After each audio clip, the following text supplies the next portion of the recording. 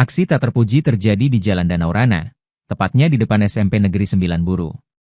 Tempat sampah milik Dinas Lingkungan Hidup, DLH, Kabupaten Buru yang disediakan untuk warga justru dirusaki dengan cara dibakar.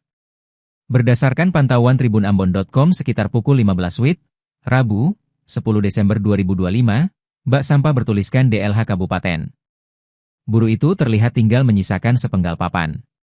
Kondisinya hangus, diduga akibat api yang membesar saat ada warga yang membakar sampah di dalam wadah tersebut. Akibat tempat sampah terbakar, warga kini membuang sampah sembarangan di tepi jalan. Tumpukan sampah terlihat mulai menumpuk di sekitar lokasi. Salah satu warga, Aminuddin, yang ditemui saat hendak membuang sampah, mengaku tempat sampah itu sudah terbakar sejak Selasa kemarin. Ia turut menyayangkan kejadian tersebut dan mengaku heran mengapa sampai ada warga yang membakar sampah di dalam tempat sampah kayu.